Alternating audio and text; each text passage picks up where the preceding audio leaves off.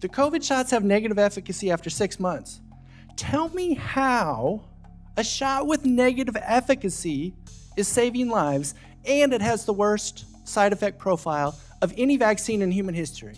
So how exactly is a vaccine with the worst side effects and negative efficacy saving lives? That's a preposterous claim. What ended the COVID pandemic was the Omicron variant that was more transmissible but less lethal. The vaccine, how many people it helped? I think it's an open debate. It could be a net negative.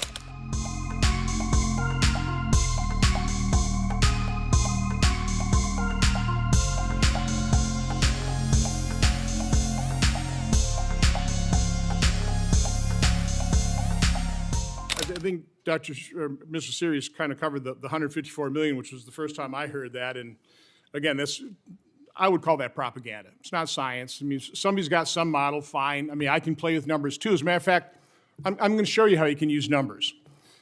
Dr. Scott, you talked about the Commonwealth estimate of 3.2 million lives saved here in the U.S. in 2021 and 2022, correct? You're pretty confident of that one? It's one of a few studies. Yep, these estimates are not easy to make, but yeah, that's one study. Define study. I mean, were there confidence intervals around that 3.2 million? It was a modeling study, yeah. With certainly, it was published on a blog, wasn't it? Is that correct, Mr. Siri? Yeah, it's a blog. That study was covered on a. Yeah, the Commonwealth quote unquote study is not a study; it's a blog. It's not a peer-reviewed study. It's not in a journal. It was published. So let's put up this little chart that I'm somewhat famous for charts. So let's look at real data. So this is CDC data. So in 2019, total deaths in the U.S. were 2.85 million. Okay, then we had the pandemic year, 2020, 3.38 million, a little under 3.4 million. So that's an increase of a little more than 500,000 people died in the first year of COVID. The following year, 3.46 million people, more people in the second year of the pandemic, 2021, when the vaccines were rolling out. And I think we were close to 70% take up of vaccines by fall of 2021, I believe. Some of the estimates are that by the second quarter, over 60% of Americans had some form of immunity. Then in 2022, we started backing down. Now, I think Mr. Siri kind of argues in your piece that, if the vaccines really worked, you'd think even by 2021, because those things are being rolled out pretty quick, you'd probably see those death counts come down, but they didn't. But here's the point I'm trying to make with this Commonwealth Fund study. They estimated 3.2 million people's lives were saved in 2021 and 2022. So if you add that to the actual death count, what Commonwealth Fund is assuming is that in 2021, had it not been for the vaccines, more than 5 million people would have lost their lives in America.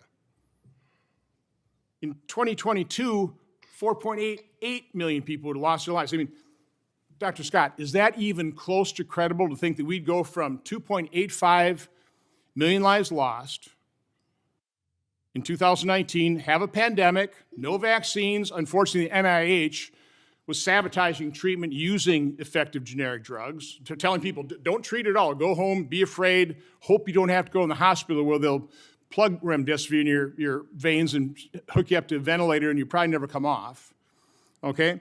So we had no treatment, had 3.38 million people die that year. Are we really supposed to believe the next year we were going to leap up to 5 million lives lost in America? And then the following year, close to 5 again? Because that's what you'd have to be. In order to save 1.6 million lives in 2021 and 2022, you'd have to be assuming the death rate was going to go from 2.85 million in 2019, 3.4 million in 2019, and then leap up to 5 million in 2021 and 22. Is that at all plausible? Do you believe that? Do you believe that we were literally, had it not been for the vaccine, 5 million Americans would have lost their lives in 2021 and 2022? Yeah, I believe that's credible to me. I mean, were you on the front lines?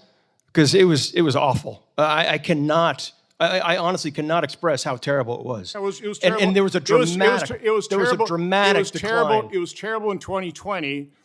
And the total death Dramatic toll was decline in 3.4 death million. rates after the vaccines were rolled out. Let's- Dramatic. Let's So move on. Let's move I'm on not to some gonna other. parse over these modeling studies, but let's talk about hydroxychloroquine and ivermectin. I mean, there were a number of studies that looked into that. This is some about, of which I was involved in. This is about research. And by the way, I'm happy to invite you back when I'll have Dr. would McCulloch love to and I come have back. Dr. Good. We'll do that. Okay, we will absolutely have you come back. Thank you. And we'll talk about hospital protocols. We'll talk about early treatment. I would love to do that because I've never been able to get people to actually debate or discuss this with the doctors that did have the courage and compassion to treat COVID, okay? And I appreciate you did as well. So anyway, so you think it's credible. I mean, the records show that Dr. Scott thinks, yeah, we had 5 million people die in 2021 and 2022. Mr. Siri, you want to comment on that? Yeah, I could add to that just a little bit, which is that, and this is part of my submission as well, that the data reflects that in 2020, when there was no vaccine, the vaccine was first rolled out at the end of December 2020, about 18% of folks, 17% of Americans were infected. And presumably, by the way, the weakest, most frail among us passed away in 2020. Then we get to 2021, where again the data reflects, and this is my submission, around the same percentage of Americans were again infected.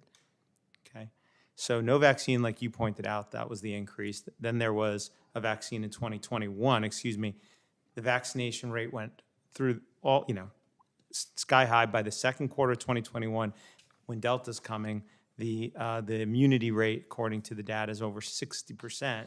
But yet, all-cause mortality increases. And I'll point out one last thing about this. Remdesivir, and this is a great example of the corruption. You know what nurses call that? Run, death is near. Well, I'll give you an example of the corruption of science with remdesivir. The way you should do a study is you come up with a study design, and then you implement it, because this way you avoid introducing bias. If you start the study and then you're like, ooh, you don't like what you're finding, and you change the study design, that introduces bias. And that is exactly what happened during the remdesivir clinical trial. The endpoints in the middle of the trial were changed by Gilead as it was going on. In fact, we wrote to Dr. Fauci specifically about that. That is precisely what you should never do. It introduces bias so they can get the results. By the way, do you remember how many people had some kind of financial conflict of interest, the people that approved that with Gilead? Yes. It's like 9 out of 16 or something like that. A significant number. And obviously, there's lots of folks who've treated COVID during the pandemic, and there's lots of, you had Dr. Jordan here, for example, and he's had a clinic. I think he has dozens and dozens of clinics around the country, and he lost, as he would explain, the protocols he implemented, lost very few people to COVID. I know other doctors in that similar situation using budesonide and so forth. Dr. Rogers, you have something? Dr. Scott, I think you wanted to say something? Yeah, I want to add to this debate. So I watched every single meeting of the Advisory Committee on Immunization Practices and the Vaccines and Related Biological Products Advisory Committee in 2021, 2022, and 2023, when all these COVID shots were being authorized for use in this country. And after a while, the CDC's own research showed that the protection from the vaccine, if any, was between months 2 and 6. And by 6 months, it showed negative efficacy. So I'm watching the hearings on my, computer screen at home. I'm yelling at the screen. The COVID shots have negative efficacy after 6 months. Tell me how a shot with negative efficacy is saving lives and it has the worst side effect profile of any vaccine in human history. So how exactly is a vaccine with the worst side effects and negative efficacy saving lives? That's a preposterous claim. What ended the COVID pandemic was the Omicron variant that was more transmissible but less lethal. The vaccine, how many people it helped? I think it's an open debate. It could be a net negative.